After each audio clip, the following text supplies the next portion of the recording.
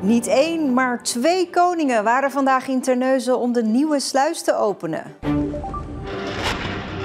Uiteraard heel bijzonder. Het is sowieso altijd leuk om samen met vrienden op pad te zijn. En verder in deze uitzending. Schok na bericht schoolsluiting. Zo vader, zo zoon, het grote wielertalent.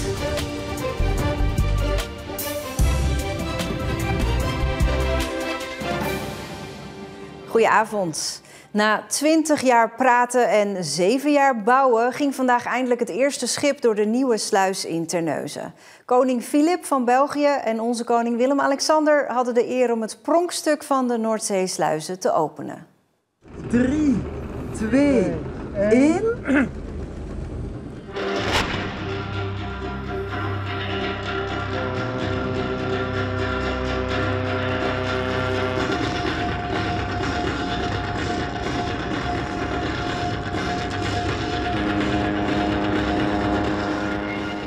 Na mijn trouw vind ik dit wel de spannendste dag die ik in mijn carrière heb meegemaakt, ja.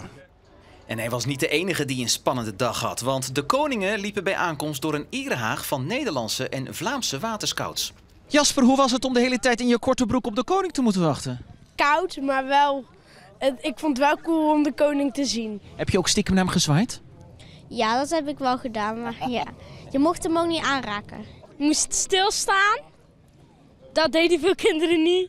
Ik ook niet zo. Ik vind het prachtig. Ik vind het zo'n mooi project. Ik heb hier jaren niet gewoond en dan kwam ik 1 keer in de maand kwam ik hier langs en dan dacht ik, hoe is het mogelijk dat hier iets komt? Allemaal die kranen en die bouwvakken. Maar ja, er is iets om trots op te zijn. Dit is hem dan, de nieuwe sluis van Terneuzen. Ruim 400 meter lang, 55 meter breed en ruim 16 meter diep.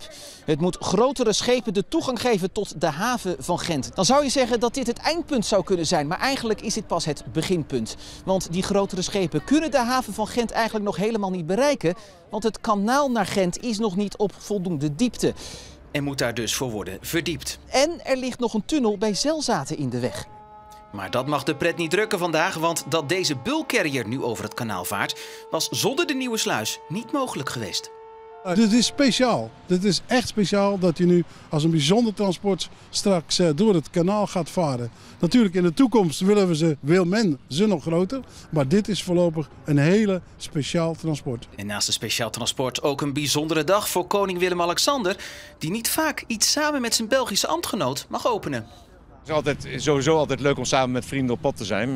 Maar aan de andere kant is het natuurlijk ook heel bijzonder om hier de goede samenwerking tussen Zeeland, Zeeuws-Vlaanderen in dit geval en België te zien. Waar een prachtige sluis gebouwd is, met name om de haven van Gent te ontsluiten. Ik denk dat het een hele mooi voorbeeld is voor anderen ook op deze manier. Maar op deze vrolijke dag wordt ook een beetje getreurd door de fans van het eerste uur. Want na vandaag komt er een einde aan hun hobby, waarbij ze jarenlang alle bewegingen tijdens de bouw nauwlettend in de gaten hielden. Ik heb hier zo genoten. Als je ziet wat voor materiaal als hier geweest is, nou, het is gewoon enorm. Meer kan ik er niet van zeggen.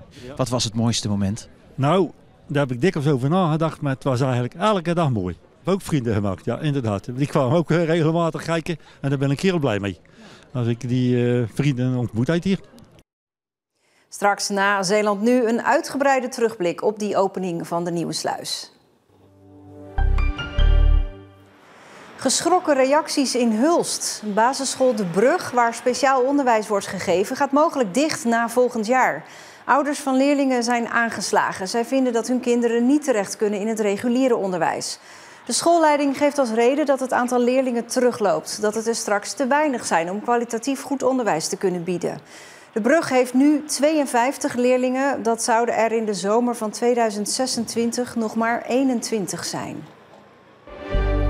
Bij het huis in Zoutelande, waar 2 weken geleden een explosief afging en een dag later brand werd gesticht, is vandaag een inval gedaan door de FIOD. Waarom is nog onduidelijk. Er is 1 persoon aangehouden. Ook bij een ander pand in Zoutelande was een inval. En de man die dinsdag werd aangehouden bij een inval in Tolen blijkt te worden verdacht van het witwassen van crimineel geld. Het zou gaan om ongeveer 1,3 miljoen euro. De FIOD onderzoekt nog hoe de verdachte aan dat geld is gekomen. De politie en de FIOD vielen gezamenlijk het bedrijf aan de Schelde-Rijnweg binnen. Daarbij leenden ze schilden van het naastgelegen bedrijf dat toevallig kogelwerende producten maakt.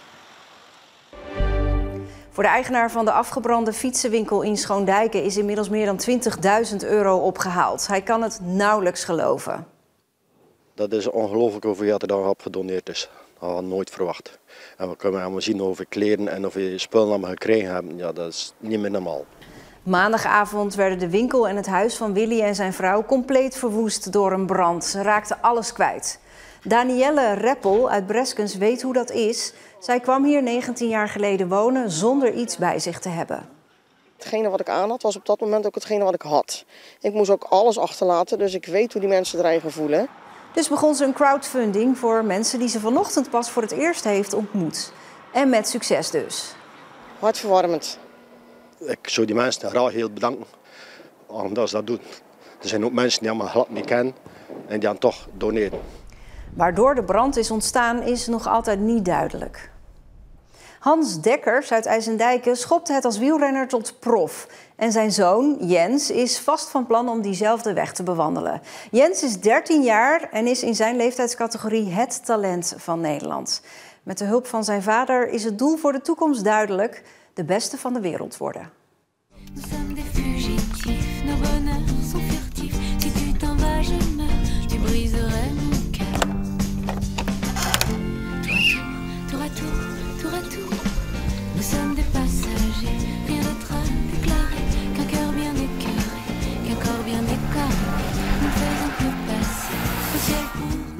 Vader en zoon Dekkers zijn nu al aan elkaar gewaagd. Vader Hans won dit wedstrijdje, maar Jens komt eraan. De 13-jarige zoon wint op dit moment bij de jeugd alles wat er te winnen valt en is zelfs al Nederlands kampioen. Dat het fietsen in zijn bloed zit, heeft hij niet van een vreemde. Hans Dekkers was vroeger een prof en is nu nog steeds actief als renner. Eigenlijk van kinds af aan ben ik gaan kijken naar de koers, vaak mee geweest. En toen vond ik het eigenlijk ook wel leuk. Gewoon de spanning, de snelheid, heel het koersen. Ik won heel veel bij de jeugd, of bijna alles op die leeftijd. Maar de solo's die hij rijdt en de tijdritten die ook in Assen heeft gedaan, vind ik, dat is uitzonderlijk goed, vind ik zelf. Jens fietst al vanaf zijn 8e en traint bij ZRTC Theo Middelkamp in Goes.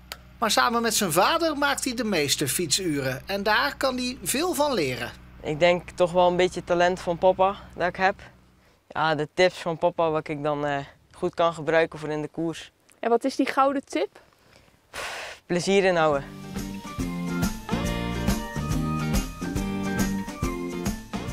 Hans wilde eigenlijk dat zijn zoon nog wat langer was blijven voetballen, maar Jens verkoos de fiets al snel boven de bal. En sindsdien zijn vader en zoon overal samen te vinden. En gelukkig klikt dat goed, hij luistert goed. En we komen goed met elkaar overeen, zeg maar. En ja, goed, en dan zie je ook dat dat ook dingen oplevert, zeg maar. Maar ja, goed, en buiten dat, hij ging met mij ook altijd graag mee naar de koers. En dat doet hij ook graag en dat vindt hij heel leuk. En dat is eigenlijk ook nog een van de redenen dat ik überhaupt nog eigenlijk zelf koers, zeg maar. Ja, hij is zeker wel een voorbeeld voor me. Wat hij al voor dingen heeft gepresteerd, daar mag ik alleen maar van dromen. Ja, wat is jouw droom? Ik denk wereldkampioen worden of Parijs-Roubaix winnen.